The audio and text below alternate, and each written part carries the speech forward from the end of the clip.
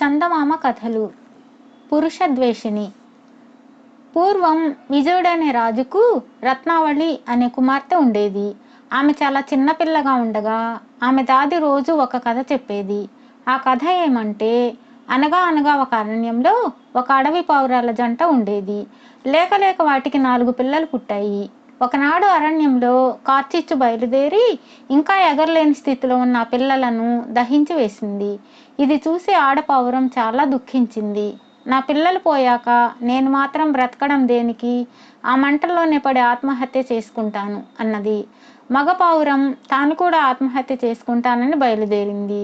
కానీ సగం దారిలో అది, మనం ఆత్మహత్య చేసుకోవద్దు, మనం ఉంటే ఇంకా పిల్లలు కలగవచ్చు కదా, మనమే పోతే ఇంకేముంటుంది అన్నది. చిచి, నీకు పిల్లలు పోయిన విచారమే లేదు, నేను నీ మాట వినను అంటూ ఆడపావురం ఒంటరిగా వెళ్ళి మంటల్లో పడి చచ్చిపోయింది. లోకంలో ఎవరినన్నా నమ్మవచ్చు, కానీ మగవాళ్ళను మాత్రం నమ్మకూడదు. ఈ కథ విని రాజకుమార్తె దాదీని, చచ్చిపోయిన ఆడపావురం ఏమైంది మరి అని అడిగింది. దాది నవ్వుతూ, ఆ పావురమే మా రాజుగారి కడుపున ఇలా పుట్టింది అని రాజకుమార్తెను ముద్దులాడేది.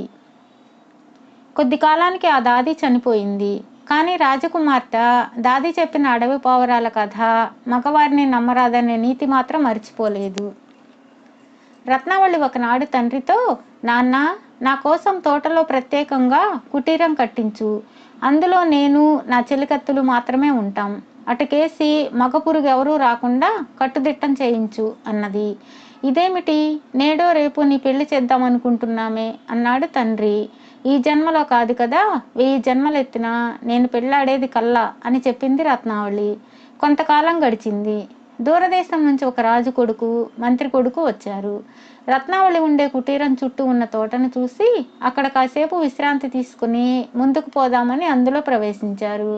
వారి తోటలోకి అడుగుపెట్టిన క్షణంలోనే, పొండి పొండి, ఇక్కడ పురుషులు అడుగు పెట్టరాదు, మీరు పరదేశీలాగా ఉన్నారే, ఇది మా రాజకుమార్తె రత్నావళిదేవి కుటీరం, ఇక్కడికి పోతుటీగా వచ్చిన మా రాజుగారు తీవ్రంగా దండిస్తారు అంటూ ఒక దాసీది అరుచుకుంటూ అక్కడికి వచ్చింది.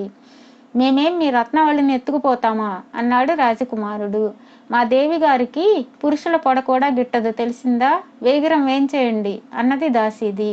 ఇద్దరూ తోట లోపల నుంచి బయటకు వచ్చేశారు. మిత్రమా, ఈ పురుషద్వేషిణిని పెళ్లాడి తీరాలని నా అంతరాత్మ చెబుతున్నది, ఏమిటి సాధనం అన్నాడు రాజకుమారుడు. అసలు ఆమె ఎంత అనాకారి మనిషో నేను విచారించి చూస్తాలే అన్నాడు మంత్రి కుమారుడు. ఇద్దరూ నేరుగా నగరానికి వెళ్ళి పేదరాశి పెద్దమ్మ ఇంట బస ఏర్పాటు చేసుకున్నారు.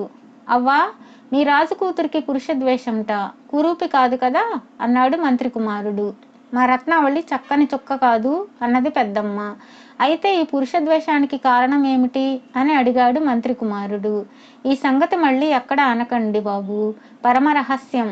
రత్నావళి కిందటి జన్మలో ఆడపావురం, పెట్టక పిల్లల్ని పెడితే అగ్నిదేవుడు పొట్టను పెట్టుకున్నాడు. ఆడపావురము మగపావురము కలిసి ఆత్మహత్య చేసుకుందాం అనుకున్నాయి. ఆఖరి క్షణంలో మగపావురం ఎటో తప్పించుకొని పారిపోయింది. ఆడపావురం మంటల్లో పడి చనిపోయి మా రాజు కడుపున పుట్టింది అన్నది పేదరాశి పెద్దమ్మ. ఈ రహస్యం ఎవరు కనిపెట్టారవ్వా అని అడిగాడు మంత్రి కొడుకు. అయ్యో నాయనా, రత్నావళికి పూర్వజన్మ జ్ఞానం ఉందట అన్నది అవ్వ.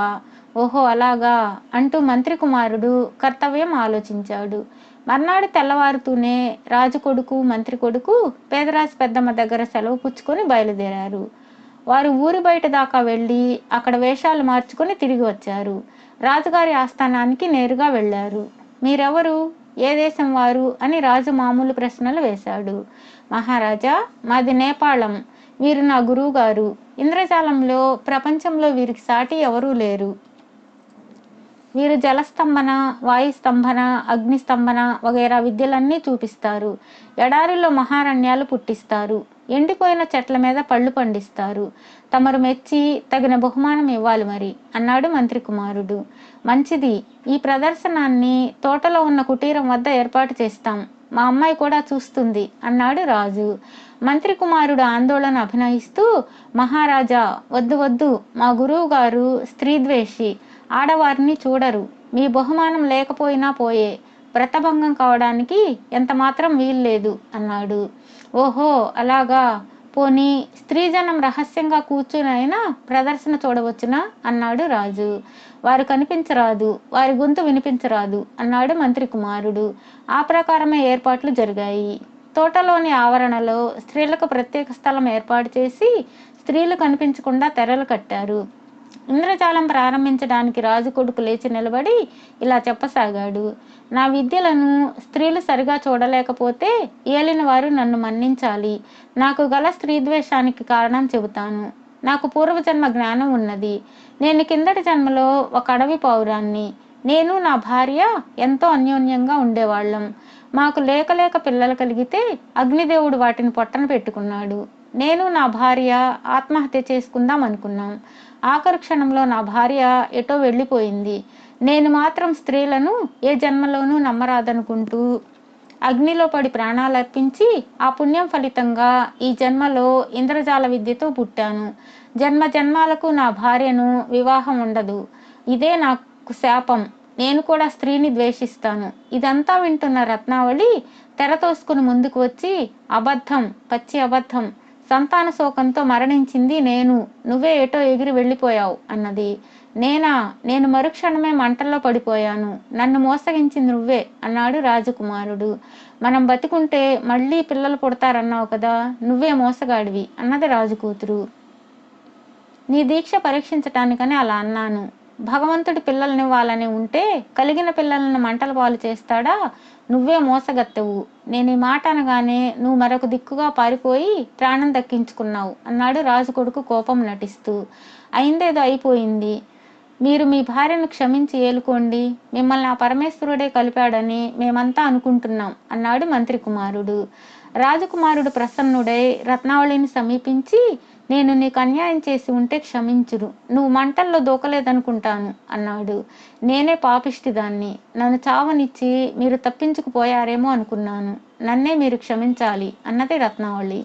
చివరకు రాజకుమారుడు చేసిన ఇంద్రజాలం రత్నావళి యొక్క పురుష ద్వేషాన్ని పోగొట్టడమే. ఇందుకు బహుమానంగా రాజు అతడికి రత్నావళినిచ్చి ఒక శుభముహూర్తాన వైభవంగా పెళ్లి చేశాడు.